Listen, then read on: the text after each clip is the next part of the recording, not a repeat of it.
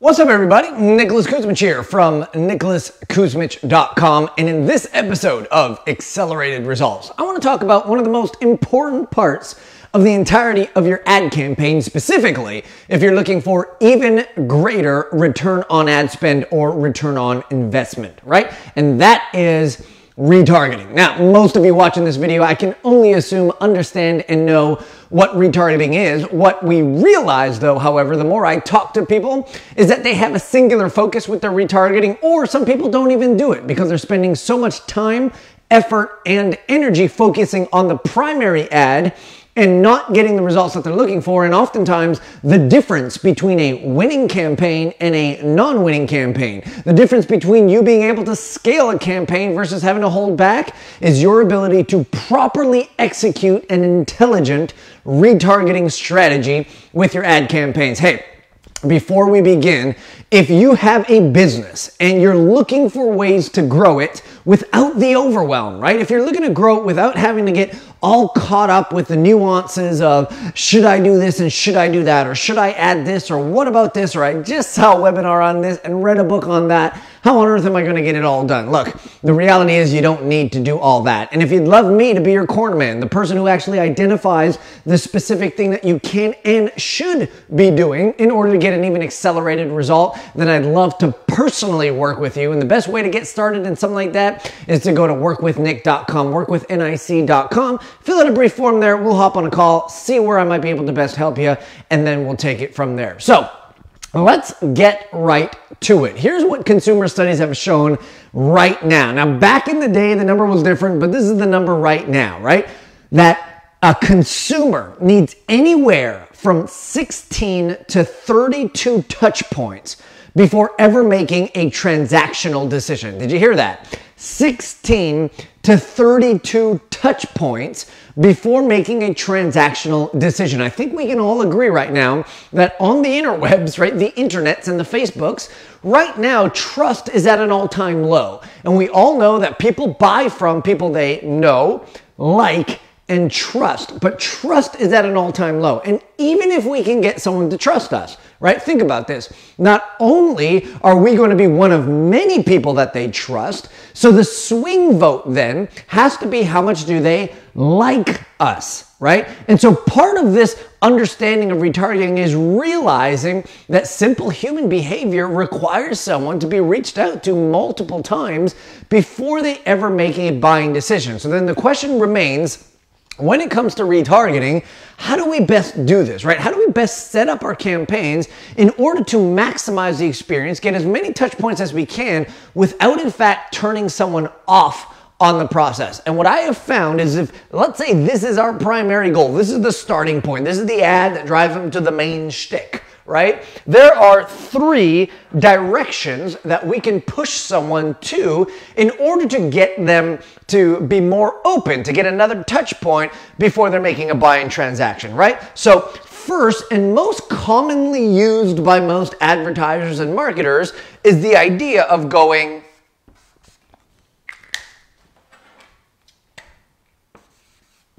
back, right? So what does that mean? That means if you sent an ad and you had someone go to an opt-in page and they didn't opt in, then in this case you would send them back to the original page. The thing that they didn't take the action on is to send them back there. If you're running someone to a sales page, right, and they didn't purchase, then you want to send them back to the place that they originally showed interest in. Now, why would we do that? Well, keep in mind, this person has expressed intent or desire in the thing that we're offering. Otherwise, they would have never clicked on the ad. So sometimes maybe they just got busy. Maybe they opened up the browser in one of many browsers. Maybe life got in the way. They were about to do the thing and then their child called them screaming because they bumped their head.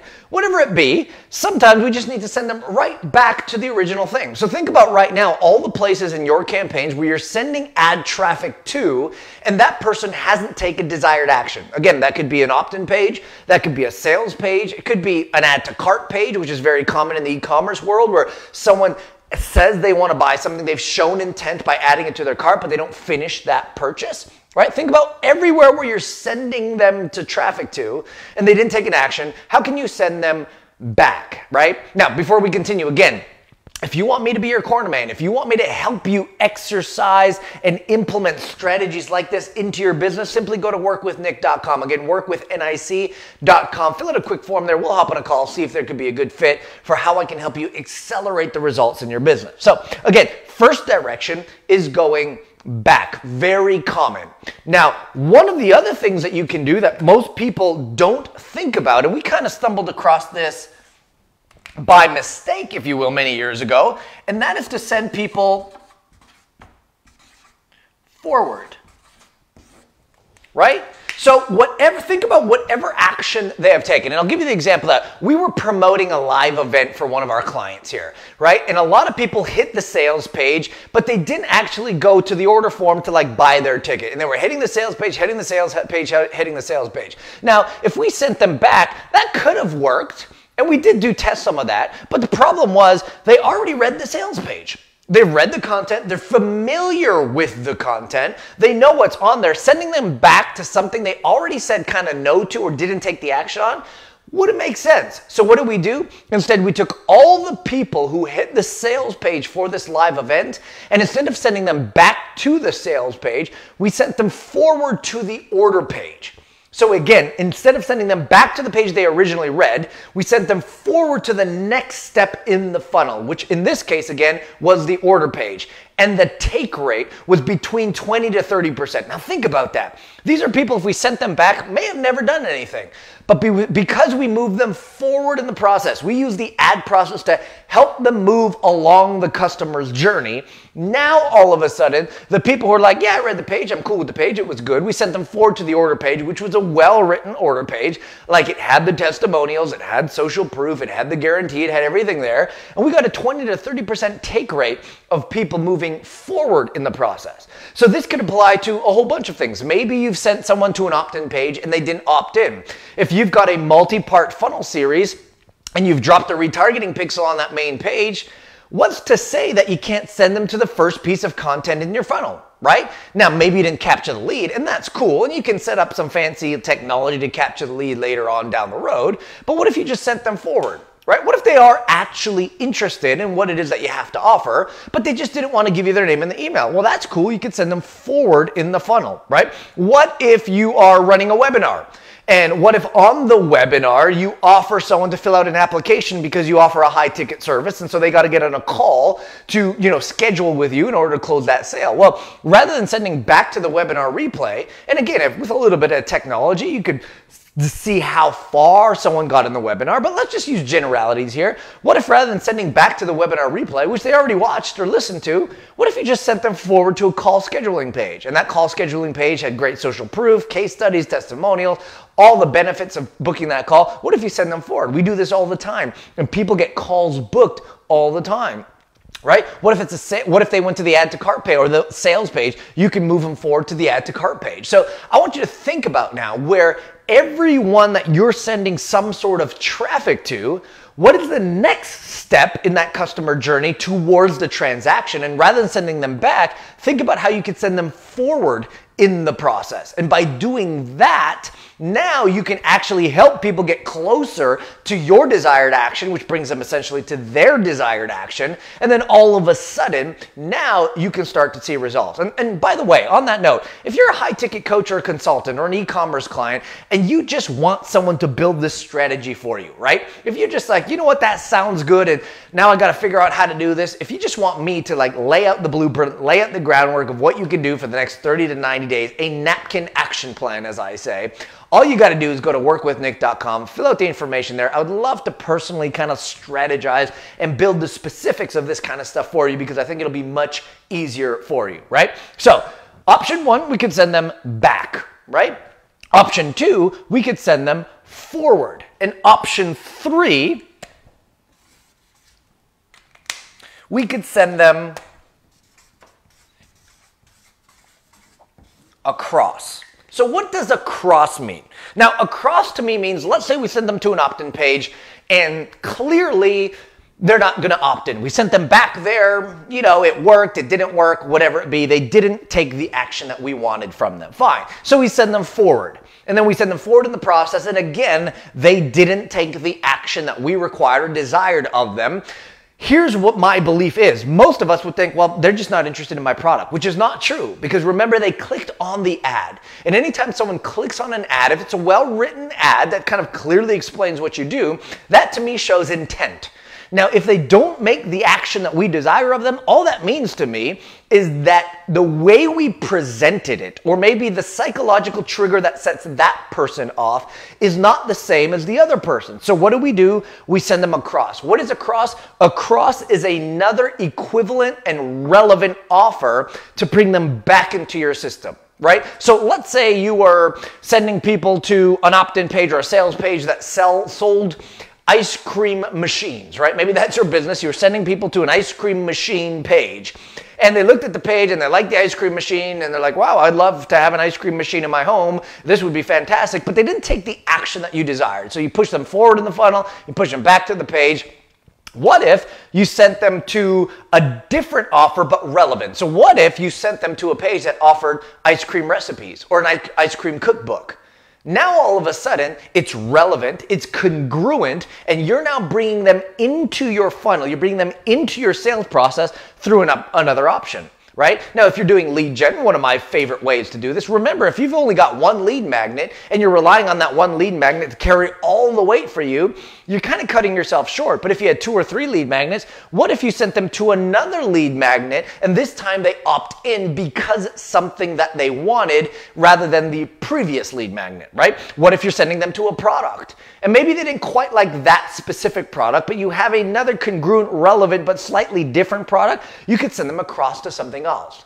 So now we're really taking advantage of the fact that this person has expressed interest, and we're just kind of laying out a buffet in front of them. We're just essentially saying, hey, well, if you don't like that or this, we've got this. And if you do this intelligently, then you can start to get the results that you're looking for, because you're pushing people back, right? You're pushing people forward, and you're pushing people across, essentially taking every opportunity to maximize your advertising dollar to ensure that you're getting the greatest return on ad spend, right? And that's what we want to do. So again, if you need help with me kind of coming up with this process for you, maybe it's the lead magnets, maybe it's where to send them next, it's maybe just like, Nick, I've got all this stuff, I don't know what to do, I need your help to kind of pick it out for me to get accelerated results. Again, go to workwithnick.com, workwithnic.com. I would love to personally talk to you to see how I can help you do that, because this is kind of my shtick. This is what I do very well, and I'd love to see if I can help do that for you. So the last part of this whole thing then is understanding when to push them forward, when to push them back, when to push them across. Now, in my world, this is not the only way to do it, but I like to use what I call the 7-7-7 rule, right? Now, because we could push them back for God knows how many days, and then they'll start getting annoyed with us. So 7 represents number of days, and I like to, and you can kind of work this however you want, but what I like to do is think about everything in 7-day cycles. So let's say we hit them to the opt-in page, they don't opt in, right? For 7 days, I'll send them back. And if they don't opt in, that's cool. Then I will take the 7 days, I'll exclude the first 7 days and focus on the next 7 days. So now they're between day 7 and 14, right? So this is a 21-day cycle, 7 days, 7 days, 7 days. For the first 7 days, we send them back. If they don't take the action, we exclude this 7 and we focus on the next 7 days, days 7 to 14, we can push them forward. If they don't take the action that we desire between day 7 and 14, which is to push them forward, then from day 14 to 21, the third cycle, we exclude these 2, we only target this one, we can push them across. Right? And again, this is all foundational on exclusion and inclusion audiences, but now you have a simple framework, and you can extend these out to however many days you want. If you don't want a 21-day cycle, you can extend it out further, but I think 21 days is a great way to take the initial prospect who clicked on an ad, decided I'm interested in what you have, you spend a little bit of time sending them back. If that doesn't get the action that's desired, we spend a little bit of time pushing them forward. And if that doesn't work, we spend a little bit of time sending them across. And again, if that doesn't work, then we simply simply put them in our nurture sequence and we follow up and we be really cool people and we provide great value, because then over time we will get the desired action. And if we don't, all good. But if we do, at least it was worth all the time, effort, and energy. Hey, that's all I got today. Again, if you like this kind of information, first and foremost, I'd love for you to share it with someone who could benefit from it. That would be sweet. Like, comment, all that other fancy stuff. Secondly, if you'd like me to kind of build this kind of stuff for you, right? If you like this process, if you like how you think and you're just like, you know what, I would love to deploy this type of strategy in my business. I just don't know how, and I'd rather someone eliminate the need to think and really just tell me exactly what I need to do, then I'd love for you to go to workwithnick.com, workwithnic.com, fill out a brief form, we'll hop on a call, we'll see if we have a good fit, and I'll see if I can help accelerate the results for you in your business so you can do what you do best. And that is to implement and be the business owner, where you don't have to be the strategist or the marketing person. I'd love to be that person for you. That's all I got today. Thanks everybody for tuning into this episode of Accelerated Results. I wish you all the best, and I look forward to chatting with you again real soon. Talk then.